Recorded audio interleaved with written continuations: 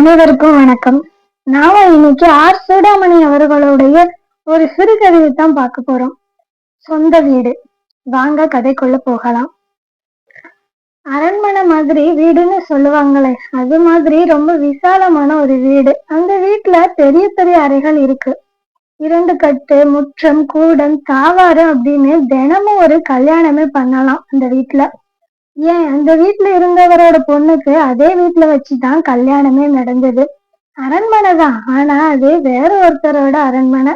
அதை விட்டுட்டு போற காலமும் வந்துட்டு இந்த வீட்டோட சொந்தக்காரரு போக சொல்லிட்டாரு. இந்த வீட்டுல தங்கி இருந்த கார்த்திகேயன், நான் சொந்தமா ஒரு பிளாட் ஒண்ணு வாங்க போறேன் சார், வாங்கினதும் அங்க போயிடுவோம், அது வரைக்கும் கொஞ்சம் பொறுத்துக்கோங்களேன், வாடகை வேணாலும் சேர்த்து தரேன் அப்படின்னு பேசி ஒரு 5 மாசமா 1000 ரூபாய் வாடகை கொடுத்துட்டு இருக்காரு. இவ்வளவு பெரிய வீட்டுக்கு இப்ப 1000 ரூபாய் அப்படின்றது கூட ஒரு பிச்சை காசுதான். இந்த கட்டடமும் ஹைதர் காலத்து கட்டடம். அதனால முன்ன விட கூடுதலா ஒரு 300 ரூபாய் தரேன்னு சொன்னதுக்கு அந்த வீட்டுக்காரரும் ஒத்துக்கிட்டாரு. அவரு அந்த குடும்பத்துக்கு ரொம்ப நாள் பழக்கப்பட்டவரும் கூட. அந்த வீட்டை தரமட்டமாக்கிட்டு அங்க ஒரு அடுக்குமாட்டு கட்டடம் கட்டி ஒவ்வொரு ஃப்ளோர்லயும் 3000 4000 அப்படின்னு கம்பெனிக்கு வாடகைக்கு விடலாம் அப்படின்னு இருந்தவரு இவங்களுக்காக கொஞ்ச காலம் அதை தள்ளி போட்டாரு. இப்ப கார்த்திகேயன் பிளாட் வாங்கிட்டாரு. அடையாருக்கு பக்கத்துல இடம். இப்ப இருக்கிற ஃபேஷன்ல அந்த வீடு இருக்கு. வாஷ் பேஷன், வார்ட்ரூப், கண்களுக்கு புலப்படாத மின் இணைப்பு, ஹீட்டர் கனெக்ஷன், மிக்சி, கிரைண்டருக்கு தனித்தனி சாக்கெட் அப்படின்னு எல்லாமே இருந்துச்சு. அங்க இருக்கிற ஜன்னலை திறந்தாலே முடி பிச்சுட்டு போற அளவுக்கு கடல் காத்து. கார்த்திகேயனை விட அவரோட டீனேஜ் பொண்ணு ஜோதிக்கு இன்னமும் சந்தோஷமா இருந்துச்சு. அப்பாட, இனி வெக்கப்படாம என் ஃப்ரெண்ட்ஸ் எல்லாத்தையும் வீட்டுக்கு இன்வைட் பண்ணலாம் அப்படின்னு சொன்னான். நாகராஜன் தான் ரொம்ப சோகமா அமைதியா இருந்தாரு. இவரு கார்த்திகேயனோட அப்பா. அவரோட ரூம்ல பிரம்ம பிடிச்ச மாதிரி இருந்தாரு. மகன் சொந்தமா வீடு வாங்கியிருக்கான் அப்படின்றது மகிழ்ச்சி, பெருமை எல்லாம் இருந்தாலும், ஆனா அந்த வீடு அப்படின்ற சொல்ல அவர் மனசுல ரொம்ப ஆழமா பதிஞ்சிருந்துச்சு. எல்லாம் அவர் பழகிய வீட்டோட நினைப்புதான். அந்த பழைய வீட்டுல பெருசு பெருசா நிறைய அறைகள் இருக்கும். ரொம்ப விசாலமான இடம். காலார அப்படி நடந்தாலே வாக்கிங் போற மாதிரி இருக்கும். பால்காட்சி. அந்த புது பிளாட்ல இருந்து குடியிருந்த அப்புறம்தான் அந்த யதார்த்தமே புரிஞ்சிச்சு. பிளாட்டுக்கு அர்த்தம் அவருக்கு மட்டும் தெரியாதா என்ன? இது 2 BHK அபார்ட்மெண்ட். 14க்கு 10க்கு ரூமு, நடுவுல ஒரு ஹாலு.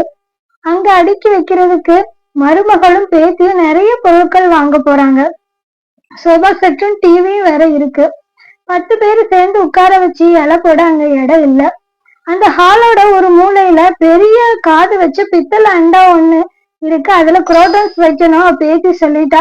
அப்போ அதுதான் ஃபேஷனா. அவ பேத்திக்கு ஒரு ரூமு, மருமகளுக்கு ஒரு ரூமு. கார்த்திகேயனோட ரூமுக்கு முன்னாடி ஒரு சின்ன வராண்டால ஒரு மரத்தடுப்பு வச்சு அவரோட அப்பாவுக்கு ஒரு ரூமு ரெடி பண்ண கொடுக்க நினைச்சாரு கார்த்திக். எப்பவும் போல உங்களுக்குன்னு ஒரு தனி ரூம் இருக்கும் அப்பா, நீங்க அங்க படிக்கிறதுக்கும் ஓய்வெடுக்கிறதுக்கும் பயன்படுத்தலாம். யாரு வீட்டுக்கு வந்தாலும் போனாலும் உங்களுக்கு ஒரு தொந்தரவு இருக்காது. உங்களோட பிரைவசிக்கு எந்த இடைஞ்சலும் இருக்காது. ராத்திரி மட்டும் ஜோதியோட ரூம்ல போய் படுத்துக்கோங்க அப்படின்னு சொன்னா கார்த்தி. மகன் நல்லவன் தான், அவருக்கு தேவையான எல்லாம் பார்த்துதான் செய்யறான். அதெல்லாம் சரிதான் கார்த்தி, ஆனா அப்படின்னு இழுத்தாரு நாகராஜா. என்ன ஆனா? கார்த்தி கேட்க, ரொம்ப சின்ன இடமா இருக்கேடா அப்படின்னாரு. என்னப்பா சின்ன இடம்? நம்ம இருக்கிறதே 4 பேரு. நாளைக்கே ஜோதிக்கு கல்யாணம் ஆகி போயிட்டாலும் 3 பேரு தான். நம்மளோட தேவைக்கு அந்த பிளாட் போதாதா?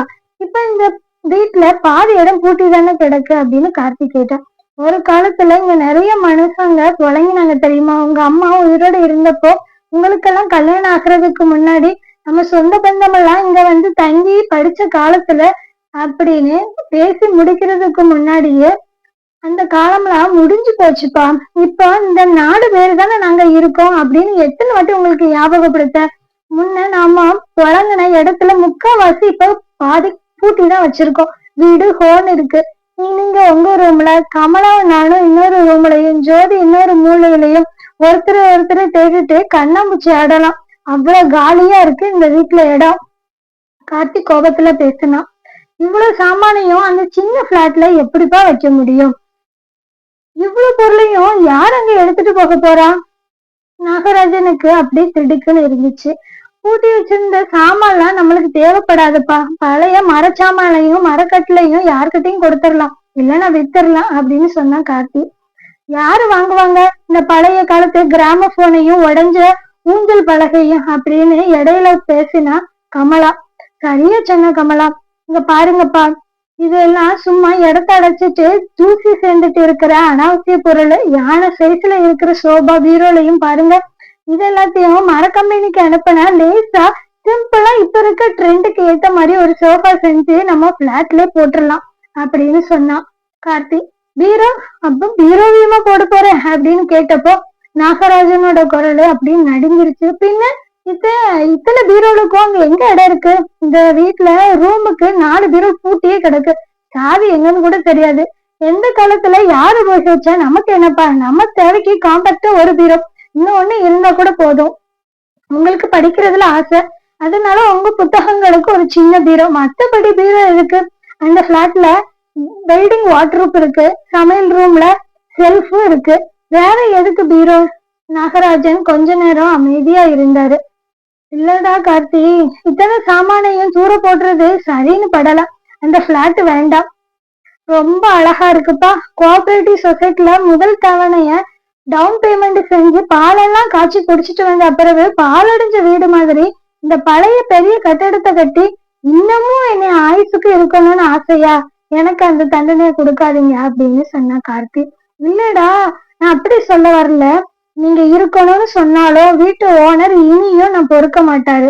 31ஆம் தேதி நம்ம காலி பண்ணின உடனே 1ஆம் தேதி காலையில மம்புட்டி கடம்பாறையோட இங்க வந்து வாசல்ல வந்து நிப்பாங்க அப்படின்னு சொன்னார். நான் இங்கேயே இருக்கணும்னு சொல்லல கார்த்தி. அவ்வளவு சின்ன பிளாட்ல வேண்டாம்னு தான் சொல்றேன். கொஞ்சம் தாராளமா இடம் இருக்கிறாப்புல பாரு. இன்னும் 4 பீரோ வைக்கிறாப்புல. இந்த பிளாட்டுக்கு எனக்கு 5 லட்சம் ரூபாய் ஆக போகுது தெரியுமா? ஹவுஸ் லோன் வாங்கியிருக்கேன். அதை பத்தி எவ்வளவோ கவலை. இவ்வளவையும் தாண்டி நம்ம மகன் சொந்தமா வீடு வாங்கியிருக்கானேன்னு பாராட்ட தெரியலனாலும் குறை சொல்ல நல்லா தெரியுது. கோபத்துல கத்துனா கார்த்தி. கோச்சுக்காதடா, நான் அதுக்கு சொல்லல. கார்த்தி, ஏ கார்த்தி அப்படின்னு அவரு கூப்பிட முன்னாடியே அவர் திரும்பி பார்க்காம எழுந்து போயிட்டான். ச்சே, இந்த அப்பா இருக்காரு, ஒவ்வொரு குடும்பத்திலயும் பிள்ளை அப்பாவை தெருவுல வெட்டுறது. நான் அப்படியா எவ்வளவு அக்கறையா பாத்துக்கிறேன். முட்டி வழியால சிரமப்படுறாருன்னு கிரவுண்ட் ஃப்ளோர்ல பிளாட் வாங்கியிருக்கேன். இத்தனைக்கும் மாடியில தான் நல்ல காத்து கிடைக்கும். தெருவுல இருக்கிற எந்த இறைச்சலும் அங்க இருக்காது. அப்பாவா இருந்தாலும் கொஞ்சமாவது நன்றி இருக்கணும் அப்படின்னு தனக்குள்ளேயும் முணங்கிட்டு போனான் கார்த்தி. நாகராஜன் ரொம்ப நேரம் அமைதியா இருந்தாரு. கார்த்தி கோபத்துல போயிட்டான். இனி அவங்க கூட பேசி ஒரு பயனும் இல்ல.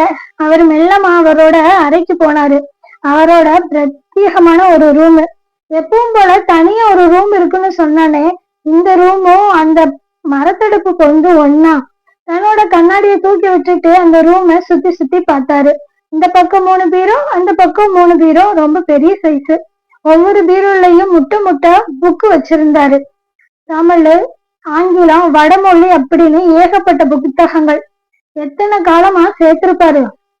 1 2 40 வருஷம் சேர்த்தது. சின்ன வயசுல முளையிட்ட ஆசை இப்ப வேலை பாக்குற அப்புறம் தான் நிறைவேறுச்சு. இரும்பு சாமான் நிறுவனத்துல 22 வயசுல வேலைக்கு சேர்ந்தப்போ அவருக்கு மாச சம்பளம் 250 ரூபாய். அதுல குறிப்பிட்ட தொகையை மட்டும் புத்தகங்களுக்காகவே ஒதுக்கி வச்சிருவாரு. மிச்ச பணத்தெல்லாம் ஒரு ஆளு சிரமப்படாம வாழலாம். எவ்வளவு நெருக்கடி வந்த போதும் அந்த புத்தகங்களுக்காக ஒதுக்கி வச்சிருந்த காசை அவரை தொட்டதே இல்லை. சம்பள பணம் உயர உயர புத்தகத்துக்கான பணமும் உயர்ந்துச்சு. 2 அண்ணாக்கு 5 ஆண்டு உள்ளங்கை அளவுக்கு ஸ்தல புராணத்துல இருந்து இப்போ 2 மாசத்துக்கு முன்னாடி நடந்த புக் ஃபேர்ல வாங்கின இந்திய வரலாற்று புத்தகம் 170 ரூபாய் வரைக்கும் 1500க்கும் மேல அவரோட புத்தகங்கள் அந்த பீரோல இருக்கு. ஒருவேளை மட்டும் சாப்பிட்டு அவரால் இருக்க முடியும். 2 துணிகளை மாத்தி மாத்தி உடுத்திட்டு அவரால் வாழ முடியும். ஆனா இந்த புத்தகங்கள் இல்லாம அவரால் வாழவே முடியாது. அது ரொம்ப கஷ்டம். இதெல்லாத்தையும் ஒண்ணு விடாம திரும்ப திரும்ப படிக்கிறாரு அப்படின்றது இல்ல. ரொம்ப பிடிச்சதுன்னு ஒரு சிலர் இருக்கும், திரும்ப திரும்ப படிக்கிறதுக்குன்னு ஒரு சில இருக்கும். வருஷ கணக்கா தொடாம பீரோல ஒரு மூலையில படுப்பாய் இருக்கிற ஒரு புத்தகங்களும் இருக்கு. அதெல்லாம் இது எல்லாத்தையும் படிக்கலாட்டிலும் கூட அந்த புத்தகங்களோட உட்கார்ந்துட்டு இருக்கும்போது சொந்த வீட்டுல இருக்கிறது போல ஒரு இனிமையான நினைவு அவருக்குள்ள வருது. ஒரு சின்ன பீரோ தான் அவரோட புத்தகங்களுக்காக கார்த்தி கொடுத்திருக்கான். மிஞ்சி மிஞ்சி போனா 100 புத்தகங்கள் தேருமா? ஒரு 150 இல்ல 200. எதை தேர்ந்தெடுக்கிறது, எதை விடுறது? தட்டுமுட்டு சாமாங்க மாதிரி கட்டில் சோஃபா போலையும் இது அனாவசியம்னு தூக்கி போட முடியுமா? அவரு பேத்திக்கு புத்தக ஆசையை வளர்க்கறதுக்கு பல தடவை முயற்சி பண்ணாரு. ஆனா அவளுக்கு டிவி பாக்குறதுல இருக்கிற ஆர்வம் புக்கு படிக்கிறதுல இல்லவே இல்லை. இவ்வளவு பெரிய புஸ்தகத்தை யார் தாத்தா உட்கார்ந்து படிப்பா? ஓ போர் தாத்தா, இந்த கதையைத்தான் பிபிசில சீரியலா காட்டுறாங்க அப்படின்னு சொல்றா. நல்ல கலர்ஃபுல்லா இருக்கிற படங்களை காட்டுனா இதை விட தத்ரூபமா இந்த காட்டு பிரகங்களை பற்றி டிவில டாக்குமெண்ட்ரி வந்திருக்கே அப்படின்னு சொல்லுவா.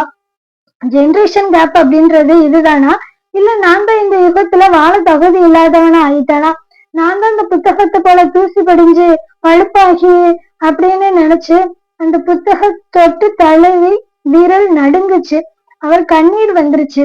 என்ன செய்வா என்னோட புத்தகத்தையும், இவ்வளவு புத்தகத்தையும்? ஏதாவது லைப்ரரிக்காவது டொனேட் பண்ணுவானா? இல்லைன்னா கிலோவுக்கு இவ்வளவுன்னு பேரம் பேசி பேப்பர் கடைக்காரன்ட்டு போட்டுருவானா? முருகா அப்படின்னு அவர் மனசுக்குள்ளேயே ஒரு பூகம்பம் வெடிச்சுது. கண்ணெல்லாம் அப்படி இருட்டாக, அவரோட உடலு அப்படி தரையை தொட்டதே அவருக்கு தெரியல. கண்ணெல்லாம் மங்களாகி இருட்டாயிருச்சு. இது நம்மளையோட பிள்ளையோட முகம்தானா? ஆனா அடையாள பிளாட் இந்த முகத்தோட சேர்ந்து சிரிக்குது. இன்னொரு பக்கம் அழுக சத்தம் பீரோல இருந்தா மறுபடியும் ஒரு ஒளி தெரிஞ்சிச்சு. கண்ணீர் ஆழத்துல இருந்து மேல எழுந்து வர மாதிரி ஒரு தெரிஞ்சிச்சு. எதிரில இருந்த முகம் அப்படி ஒரு மாதிரி மங்களா இருந்து தெளிவா தெரிஞ்சிச்சு. அப்போ கண்ணு முழிச்சிட்டாரு அப்பா.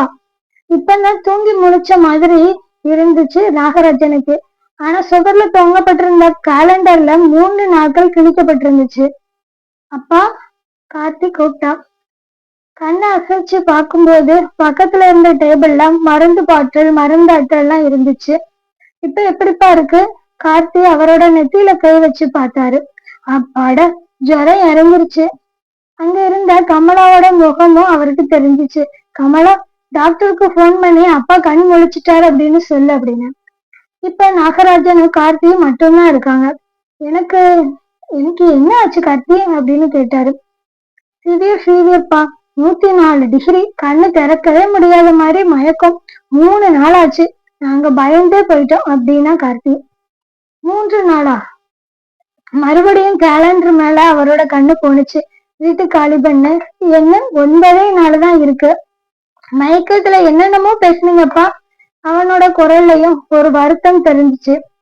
என்கிட்ட முதல்ல சொல்லியிருக்க கூடாதா? கவலைப்படாதீங்க, உங்களோட அத்தனை புத்தகங்களும் நம்ம கூட வரும். எப்படியும் நான் வச்சு கொடுக்கறேன் அப்படின்னு சொன்னான். அந்த தந்தைக்கு எவ்வளவு மகிழ்ச்சி நிம்மதியா இருந்தது தெரியுமா மனசு?